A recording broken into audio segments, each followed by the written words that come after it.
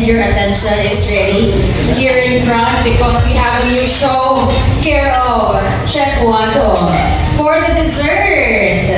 Alright, Chef Wado, I will be your assistant. Let me know how I can assist you. Try mo muna. Okay. Iko pa ako. Yeah. Oh, dami.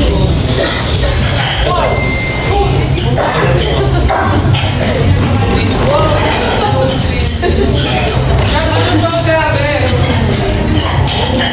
Parang winter. Wow. Pili ko nasa South Korea ko. Wow. Ipapatry muna natin.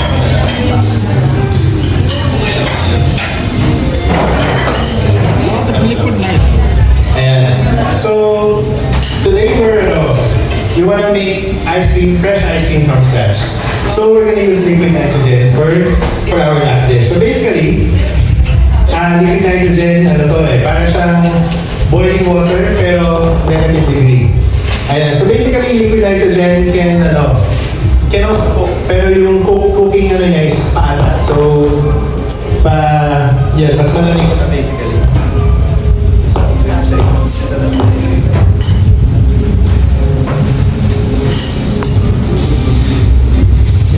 And also, you have to be very careful when handling liquid nitrogen kasi nakakapasok siya talaga. It can really cause burn.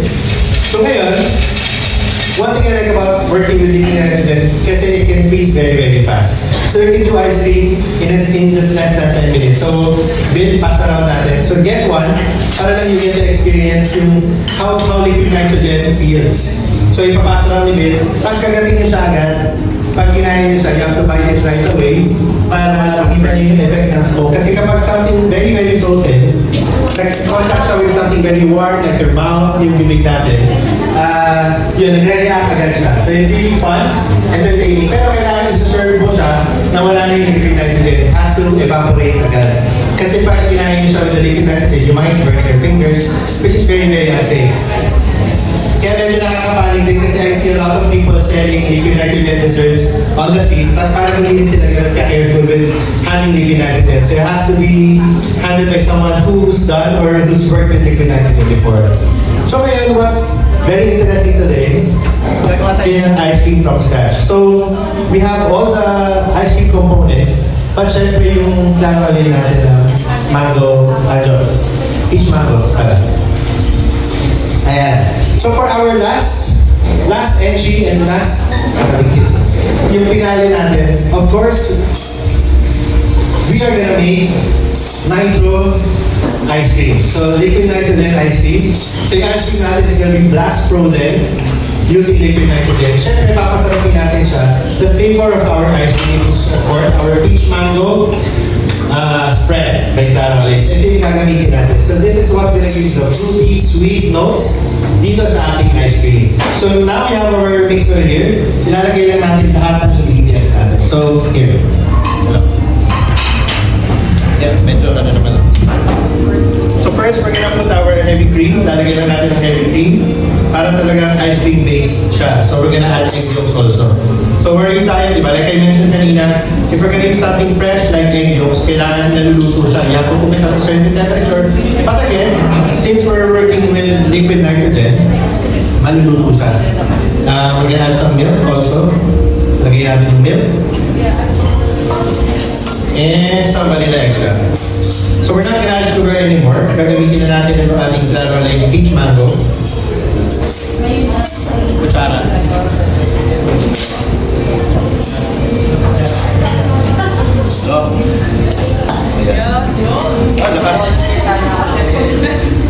Kaya ako eh. So i-mix lang natin siya ng konti para yung egg yolk natin is ma-spread out. And then gradually we're gonna add our peach mango. So this is normally bread spread. So you can spread it on crackers, toast. Pero ngayon gagamitin natin siya as an ice cream flavoring. So ito yung magbibigay ng tamis and fruity sour notes dito sa ating liquid nitrogen gelato. Interesting.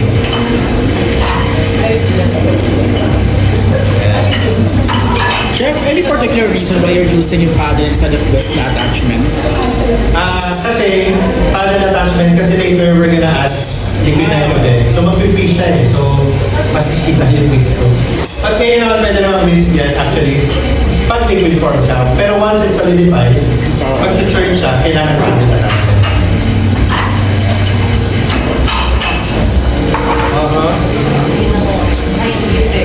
The science behind it. Okay. Sige, ang lasa-lasa.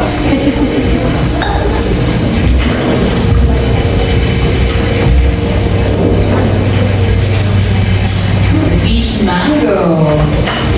This is exciting. Grabe. The process pa lang. We are doing the dessert right in front of you guys. Excited na kami lahat matikman siya. Pero we're enjoying watching you and seeing the process of this. Yeah, so, lagay nyo lang ng konting salt to balance everything. Okay. Kasi, para hindi siya cloying, hindi siya nakakaumay. Okay.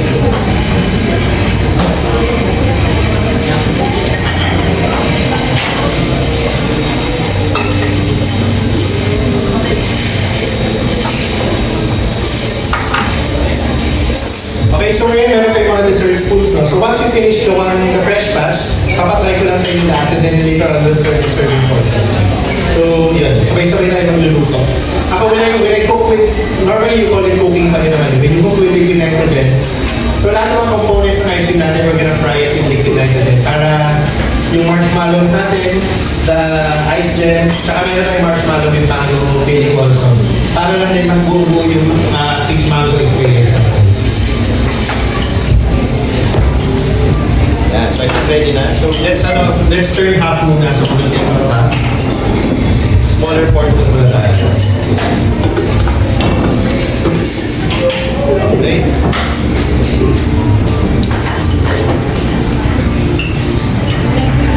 So gradually, we're just gonna add yung liquid nitrogen natin. So imagine natin yung pinaka-ice cream base natin is at room temperature. So normally room temperature 27, 30 degrees. So using liquid nitrogen, we're gonna bring it down to a negative temperature, yung ice cream natin. So yeah, this is where the magic happens. So the egg yolk natin is gonna be pasteurized during this process kasi nga sobrang lamig niya. So once again, also hear the kitchen aid, medyo bumabaga na yung mixing niya kasi nagiging solid ng konti yung ano natin, yung ating ice cream base.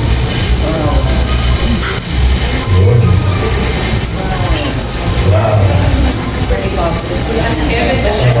Ocean task kayo mga students. Ano lang?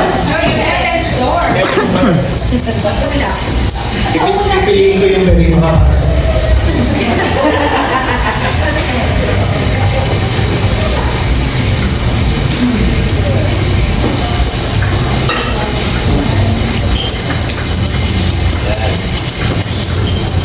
So yan, medyo naka-icy-icy na siya. So you can hear the solid ano na siya. So parang a couple years back, 4 years ago, I started parang uso pa yung food park noon eh. So nag-food park business ako using liquid nitrogen. So this is very nostalgic. Well, naiyak pala. Kasi nagsara na siya. Pwede kayo lumapit. If you wanna approach, pwede naman. Yeah. We can see the parang nag-harden na siya. Parang siyang ice cream. Pero ito yung sa sides pa lang. So, we're just gonna continue churning. Ito-turn lang natin siya. So, sinascrape lang natin yung mga nasa gilid. Para mas ma-speed up natin yung cooling process.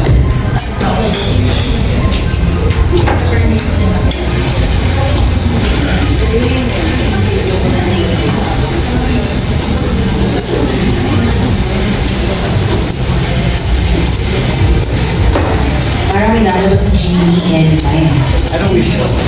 Ang wish ko, isang buong. Pang sarili pala.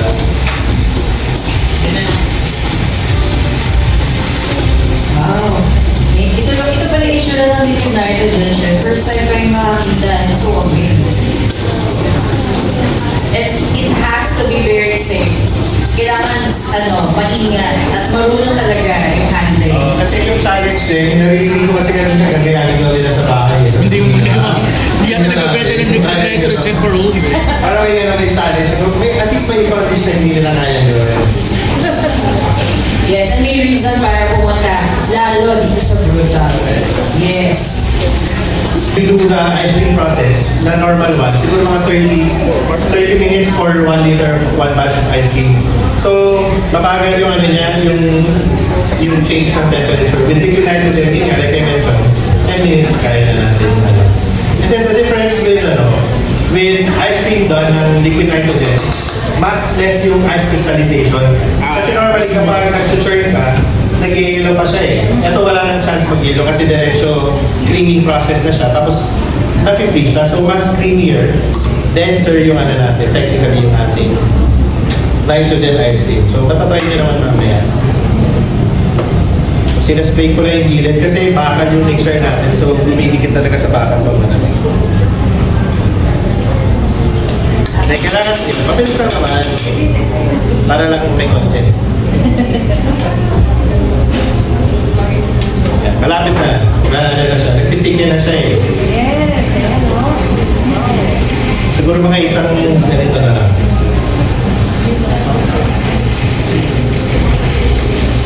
parang may pa-fireworks, so may mga tumatalsik-talsik na. Yeah. So yun, get your spoons ready. So we'll pass this bowl around para you get to taste fresh gelato.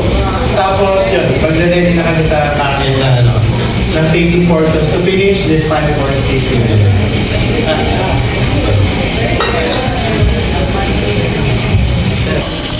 Yeah, you can come close. The process is so amazing. How Super amazing. Chef, question. Kako ba alala ko? Dippin' Dots, di ba nitrogen yung ginagamit nila? Basically, para siyang liquid ice cream, dinadrop nila sa liquid nitrogen. So, ganito yung itsura niya ngayon. So, medyo nagsasolidify na siya. So, kanina it was liquid a couple of minutes ago. Pero ngayon, medyo nag-churn na natin siya properly. So, we're gonna do our last turning para lang mag-solidify siya. So, dapat dahan-dahan kasi medyo solid na siya. So, prone na siya sa melantic. So, again, this cannot be done without professional supervision. Kasi it's really pag natamaan ka niya, na burn siya talaga. Napasa ka na. Sabi ka. Chef, parang tama nga na naman yun. Natanong pa lang. Ayan. Chef, wala namang gulatan. Ayan, exciting eh. Medyo kailangan po natin kumatras ng very, very light. Hindi ko pa naman po pangarap papasok ng liquid nitrogen. Pero, seeing the process, wow, it's getting creamier na. Yes. Yeah, so I think we're okay. We're almost done. Soft serve. Tikman muna natin siya. Para siyang So, we'll pass this around. You have your spoons with you. Para lang meron tayong first dibs dito sa natin. Last, para mas malamig. Pwede kayo lumapit para matikman nyo. Para na tayo. Close na tayo eh. Masado ka, ito gamitin mo. Pinagpawisan ako dun sa tanong mo, chef eh. Baka lang kasi napasok. Ito po. Get your spoons, guys. Ayan, make sure na may spoon kayo and camera ready for you to have the first taste. Extra food. So, like I mentioned earlier, kapag liquid nitrogen ice cream siya, it's very smooth. Wala siyang room for air, wala siyang room for ice. So, yan. So, it's Kasi dense nga, no? Dip style. Tingnan natin. Kunin niyo yung reaction niyo, ah. Try it. What can you say? It's full. Okay, para... Wow, the peach mango.